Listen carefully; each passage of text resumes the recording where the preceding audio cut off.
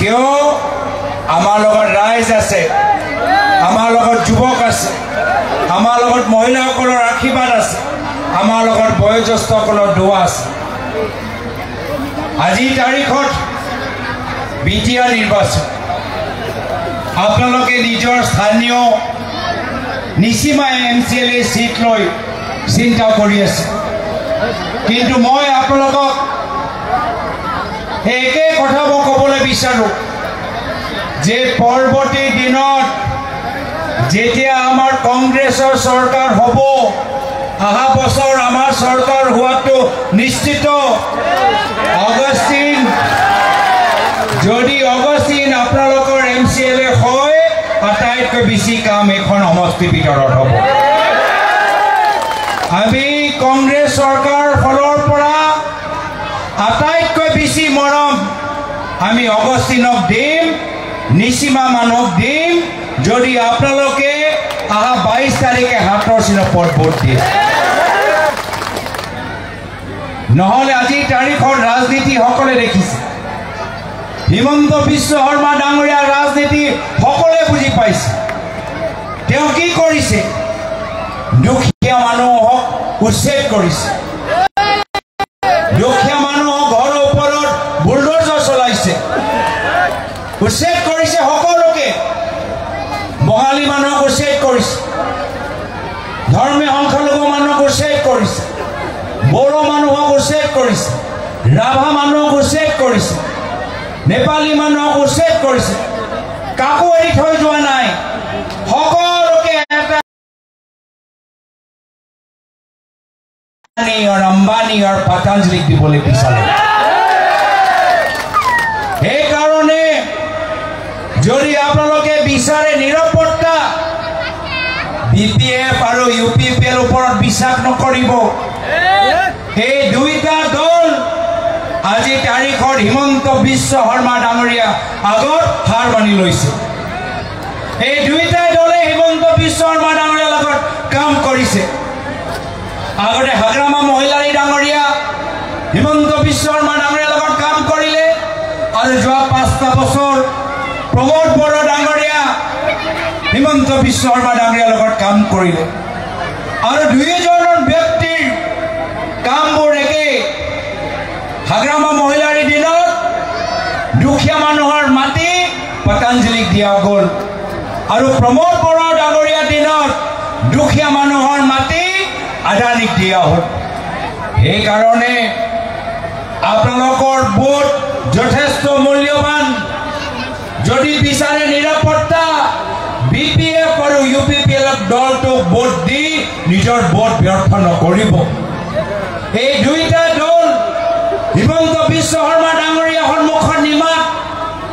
হিমন্ত বিশ্ব শৰ্মা ডাঙৰীয়া এটাই কথা জানে যে কেনেদৰে আমালোকৰ মাজত কাৰ্য লগাব পাৰে।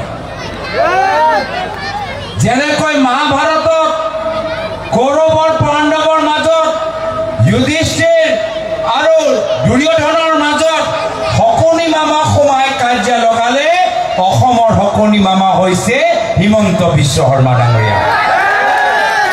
কেতিয়াবা উজনি নামনি নামত, কেতিয়াবা ব্ৰহ্মপুত্ৰ বৰাকৰ নামত, কেতিয়াবা ধৰ্মৰ নামত, কেতিয়াবা জনগোষ্ঠী জনজাতিৰ নামত মাত্ৰ সংঘাত লগায় আৰু নিজৰ পৰিবাৰক আৰু ধনী কৰে। আপোনালোকৰ এই অঞ্চলৰ ল'ৰা ছোৱালীক তেওঁলোকে কি কৈছে যে পৰৱৰ্তী দিনত বিজেপিয়ে ল'ৰা ছোৱালীৰ হাতত বন্দুক দিব, বন্দুক দিবলৈ বিচাৰে, সংঘাত লগাবলৈ বিচাৰে, কাৰ্য লগাবলৈ বিচাৰে। কংগ্ৰেছে অসমত শান্তি আনিছিল, মনত ৰাখক। কংগ্ৰেছৰ যেতিয়া চৰকাৰ আছিল, মুখ্যমন্ত্ৰী প্ৰয়াত তৰুণ গগৈদেৱ আছিল, সেই সময়ত BLT NDAB লগত শান্তি চুক্তি কৰি অসমৰ ভিতৰত শান্তি আনিলে। শান্তি স্বাৰ্থত প্ৰয়াত মুখ্যমন্ত্ৰী তৰুণ গগৈদেৱ যদিও 2011 চনত আমাৰ এটা শক্তিশালী চৰকাৰ আছিল, তথাপিও সেই সময়ত যেতিয়া বেলেগ কোনো দলৰ প্ৰয়োজন নাছিল, চৰকাৰ আমি অকলে গঠন কৰিলোঁ। তথাপিও স্থানীয় বড়ো নেতৃত্বক সন্মান জনাই 2গৰাকী বড়ো নেতৃত্বক নিজৰ কেবিনেটৰ ভিতৰত মন্ত্ৰী দিলে। 2গৰাকীক নিজৰ মন্ত্ৰী সভাত মন্ত্ৰী পদ দিলে বিপিএফ দলৰ লগত তেওঁলোকে একেলগে চৰকাৰ গঠন কৰিলে কিয় তেওঁ স্থানীয় বড়ো নেতৃত্বক সন্মান দিবলৈ বিচাৰিছিল শান্তি স্বাৰ্থ কিন্তু আজিৰ তাৰিখত হিমন্ত বিশ্ব শৰ্মা ডাঙৰীয়া কেতিয়াবা হাগ্ৰামা মহিলাৰী ডাঙৰীয়াক ব্যৱহাৰ কৰিব আকৌ আঁতৰত ৰাখি দিব আকৌ প্ৰমোদ বড়ো ডাঙৰীয়াক ল'ব আকৌ তেওঁ ওপৰত বিভিন্ন হেঁচা দি তেওঁক আঁতৰাই ৰাখে আজি এনেকুৱা এটা অৱস্থা বিজেপি দলৰ ভিতৰত কাকো সন্মান নকৰে অলপ দিন আগতে প্ৰধানমন্ত্ৰী মোদী ডাঙৰীয়া আহিছিল তাত অসমৰ প্ৰাক্তন মুখ্যমন্ত্ৰী সৰ্বানন্দ সোণোৱাল ডাঙৰীয়া সেই মঞ্চত উপস্থিত আছিল বাৰম্বাৰে বিজেপি দল কয় যে আমি খিলঞ্জীয়া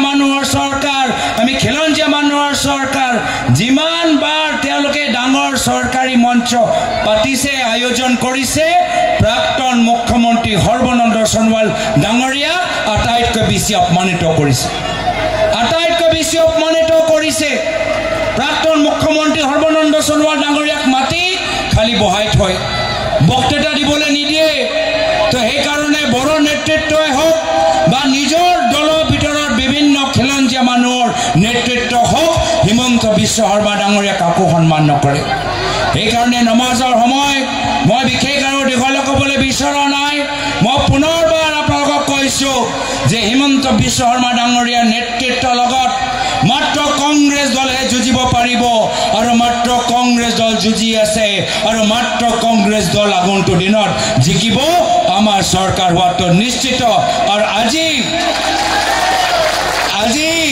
যিদৰে আমাৰ প্ৰাৰ্থী অগষ্টিন আৰু বিভিন্ন আমাৰ প্ৰদেশ কংগ্ৰেছৰ বিষয়াসকল জিলা কংগ্ৰেছসকল যিদৰে নিজে তেওঁলোকে এখন মিটিং আয়োজন কৰিবলৈ সক্ষম হ'ল সেইটোৱে প্ৰমাণ আপোনালোকৰ মাজত তেখেতৰ জনপ্ৰিয়তা আৰু আপোনালোকে নিজে দেখিছে যে আজি 40টা সমষ্টিত আমি বিভিন্ন ঠাইত যাব পাৰিলোহেঁতেন বিভিন্ন সভাত যাব পাৰিলোহেঁতেন বিভিন্ন পাৰ্টি হৈ আমি নিৰ্বাচনী সভা চলাব পাৰিলোহেঁতেন কিন্তু মাত্ৰ অগষ্টিনে মোক ফোন কৰাৰ বাবে মই ইয়াত আপোনালোকৰ মাজত উপস্থিত হৈছোঁ মাত্ৰ অগষ্টিনৰ ফোন কৰাৰ বাবে আজি মই আপোনালোকৰ মাজত উপস্থিত হৈছোঁ সেইকাৰণে অহা 22 তাৰিখে নিজৰ ভোটটো ব্যৰ্থ নকৰিব মূল্যৱান ভোট হাতৰ চিনপত ভোট দি আমাৰ কংগ্ৰেছ প্ৰাৰ্থী অগষ্টিনক জিকাব এইখিনিয়ে কথা কৈ মই নিজৰ চমু দেখাৰ সামৰিছোঁ ধন্যবাদ জয় হিন্দ জয় আই অসম